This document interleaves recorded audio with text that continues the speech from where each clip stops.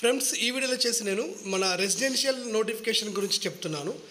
అంటే ఇప్పుడు 10th ఈ సంవత్సరం ఎవరైతే ఈ 2025 10th ఎగ్జామ్ రాస్తున్నారో వీళ్ళకి టీజీఆర్జేసీ నోటిఫికేషన్ అయితే వచ్చేసింది. సో రెసిడెన్షియల్ జూనియర్ కాలేజీలలో ఎంట్రన్స్ ఎగ్జామ్ రాసి ఎలా వెళ్ళాలనే దాని గురించి డీటెయిల్స్ అయితే వచ్చింది. అయితే వెబ్సైట్లో ఇన్ఫర్మేషన్ ఏం లేదు. నేను వెబ్సైట్లో చూసా, అక్కడ ఇన్ఫర్మేషన్ ఏమి ఇవ్వలేదు. కానీ ఇక్కడైతే ఒకటి ఇన్ఫర్మేషన్ వచ్చింది. ముందుగా చూద్దాం. అయితే తెలంగాణ రాష్ట్రంలో మీరు మీ పిల్లల్ని ఐఐటి, నీట్, ఎంసెట్ ఇలాంటి వాటికి మీరు బలంగా ప్రిపేర్ చేయాలనుకుంటే దీనికి ఒక ఎంట్రన్స్ ఎగ్జామ్ ద్వారా 2 సంవత్సరాల ఎడ్యుకేషన్ ఫ్రీగా ఉంటుంది. అంటే ఫ్రీ ఫుడ్, ఫ్రీ బెడ్ కంప్లీట్గా ఫ్రీగా ఉంటుంది. ఇది వచ్చేసి మనకి ఇంటర్మీడియట్లో ఎంపీసీ, బైపీసీ, ఎంఈసీ గ్రూపులలో తెలంగాణ రాష్ట్ర వ్యాప్తంగా 35 రెసిడెన్షియల్ జూనియర్ కాలేజీలు అయితే ఉన్నాయి.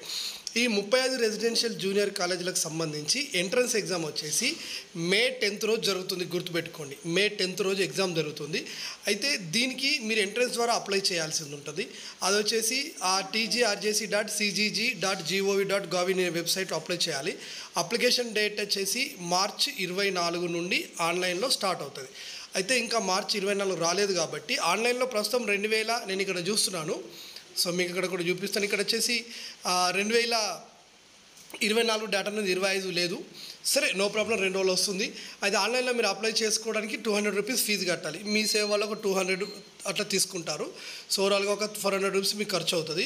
సో ఎంట్రన్స్ ఎగ్జామ్కి మీరు అప్లై చేసుకోవడానికి మార్చి 24 నుండి మొదలు పెడితే ఏప్రిల్ 23 వరకు అప్లై చేసుకోవచ్చు. కాకపోతే లేట్గా అప్లై చేసుకోకండి, ముందే అప్లై చేసుకోండి. ఎందుకంటే మీరు ముందు అప్లై చేసుకుంటే ఎంట్రన్స్ ఎగ్జామ్ అనేది మీ సొంత జిల్లాలో వస్తుంది. లేట్ అయింది అనుకోండి, హైదరాబాద్లో పడుతుంది. దానివల్ల మీకు ఎగ్జామ్ రాయడానికి వెళ్ళడం, అది మేలో చాలా ఎండ ఉంటుంది.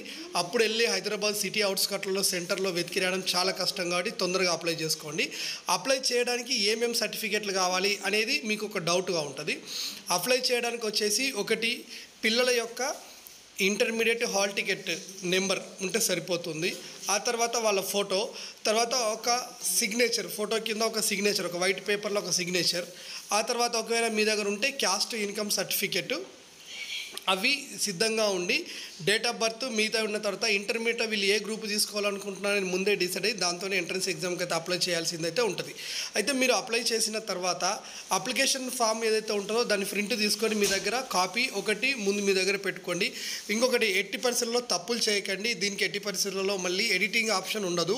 కొంచెం అంటే మీరు మీ సేవకి వెళ్ళాలంటే మీ సేవ కాదు, ఆన్లైన్లో ఎక్కడైనా అప్లై చేసుకోవచ్చు. ఆన్లైన్ సెంటర్లో ఒకవేళ మీకు పర్సనల్ ల్యాప్టాప్ ఉంటే అక్కడ కూడా అప్లై చేసుకొని పెట్టచ్చు. అయితే మీ సేవలు ఇప్పుడు ఆల్రెడీ ఇది ఏంటిది రాజీవ్ యువ వికాసం సంబంధించింది చాలా హెవీగా మంది ఉంటున్నారు అక్కడ. కాబట్టి కొంచెం జాగ్రత్తగా అప్లై చేసుకోండి. అలా గుంపు మంది ఎక్కువ ఉన్నప్పుడు మీరు వెళ్ళి అడిగితే తప్పులు పోయే ఛాన్స్ ఎక్కువగా ఉంటుంది. కొంచెం ఓపికగా అన్ని క్లియర్గా అర్థం చేసుకొని అప్లై చేయండి. ఎక్కడైనా ఏదైనా ఇంకా మీకు డౌట్ వస్తే నాకు కాల్ చేయండి, నేను మీకు చెప్తాను. మీరు నాకు కాల్ చేయాలంటే ఇన్స్టాగ్రామ్లో నా మోడల్ ఐడియాస్ అనేటువంటి అది ఫాలో అవుతే ఆటోమేటిక్గా నాతో మీరు మాట్లాడవచ్చు. తర్వాత వచ్చేసి ఇక్కడ మీరు ఆన్లైన్లో అప్లై చేసేటప్పుడు ఒకవేళ డబ్బులు కట్ అయ్యి ఏదైనా ప్రాబ్లం వచ్చినా ఏది వచ్చినా కానీ మీకు ఇక్కడ నెంబర్ కనబడుతుంది. ఈ నెంబర్కి మీరు కాల్ చేయొచ్చు. ఏదేమైనా ఇక్కడ ఎడ్యుకేషన్ బాగుంటుంది. అంటే ఇప్పుడు బీసీ గురుకులాలు, ఎస్సీ గురుకులాలు, ఎస్టీ గురుకులాలు అవి వేరు. ఇది రెసిడెన్షియల్ గురుకుల అంటే ఇక్కడ ఒక క్యాస్ట్ని బట్టి ఉండదు. సో టాప్ 35 ఇందులో సీట్ రావడం అంటే చాలా కాంపిటీషన్ ఉంటుంది తెలంగాణ రాష్ట్ర వ్యాప్తంగా.